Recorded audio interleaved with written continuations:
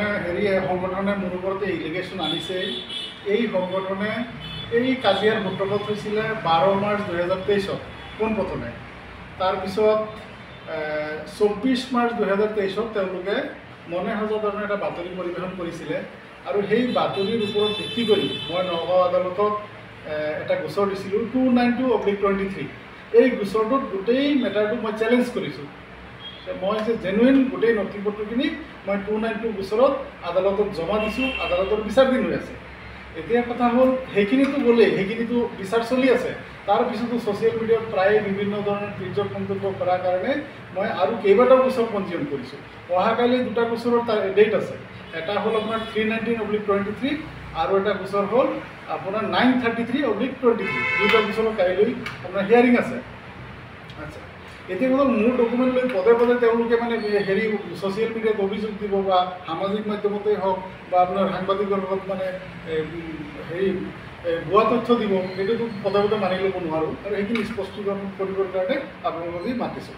চাওক, তেখেতসকলে দিছপুৰ থানাত এটা কেছ দিছিলে মোৰ ওপৰত 442/23। তো সেই কেছ গোচৰটোত 15 মাহ পিছত মোক এদিন মানে SI এজনে কিবা চৌধুৰী নামৰ মানুহজনে মাতিলে গোটেই নথিপত্ৰখিনি মই আপোনাৰ হেৰি কৰি পেলাই থ্ৰু এডভোকেট মই তেখেতক দিলোঁ, গোটেই কথাখিনি ক'লোঁ। কোৱাৰ পিছত তেখেতে গোটেইখিনি কথা বুজি পালে যে গোচৰটো এটা সম্পূৰ্ণ ভুৱা গোচৰ আছিল। তাৰপিছত তেওঁ অসম চৰকাৰৰ স্বাস্থ্য বিভাগত অভিযোগ দিছিলে। সেই অভিযোগ মৰ্মে মই যোৱা আপোনাৰ 17/6 মই এটা চিঠি পাইছিলোঁ অসম চৰকাৰৰ হেৰি পৰা, আছাম ফাৰ্মাচী কাউন্সিলৰ ফালৰ পৰা। পাওঁতে মই তাত 30 জুন, এই যোৱা 30 জুন 2025 তাৰিখে মই মোৰ মেট্ৰিকৰ certificate marksheet, higher secondary certificate marksheet, ডিপ্ল'মাৰ চাৰ্টিফিকেট মাৰ্কশ্বিট, ইণ্টাৰ্ণশ্বিপ চাৰ্টিফিকেট আৰু উইথ এফিডেভিট মই জমা দিছোঁ। গোটেইখিনি বস্তু ইয়াত ইনক্ল'জ আছে। এইটো হ'ল মোৰ ৰেজিষ্ট্ৰেশ্যন বুক। এইটো চাওক 2027লৈকে, এতিয়াও মোৰ ম্যাদ আছে 2027লৈকে।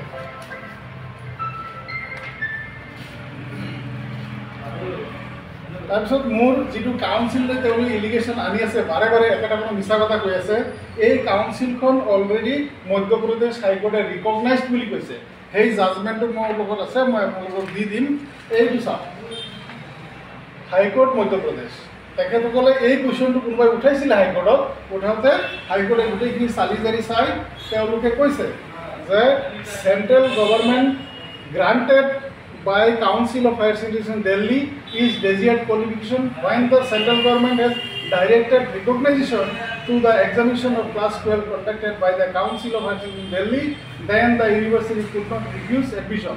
তো এই কুৱেশ্যনটো হাইকোৰ্টত হেৰি কৰি চালে, হাইকোৰ্টে ডাইৰেকশ্যন দিছে, যিহেতু হাইকোৰ্টে কৈছে কাউন্সিল ৰিকগনাইজ, গতিকে তেওঁলোকৰ চাৰ্টিফিকেট মাৰ্কশ্বিট ভেলিড।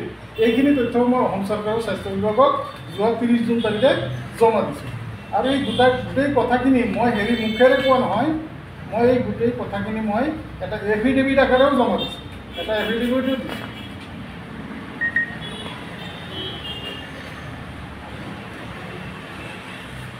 এইটো চাওক, এই শপতনামাটোত স্পষ্ট লিখা আছে। এই গোটেই কথাখিনি মই লিখি জেনুইনলি মই ইয়াত প্ৰকাশ কৰিছোঁ। গতিকে পদে পদে মোক ভুৱা ক'ব, হেৰি ক'ব, এইবিলাকতো মানি ল'ব নোৱাৰিম ন। এইটো চাওক, অলৰেডি হেৰিৰ পৰা মই ইণ্টাৰ্ণশ্বিপ ভেৰিফিকেশ্যন পাইছোঁ মই।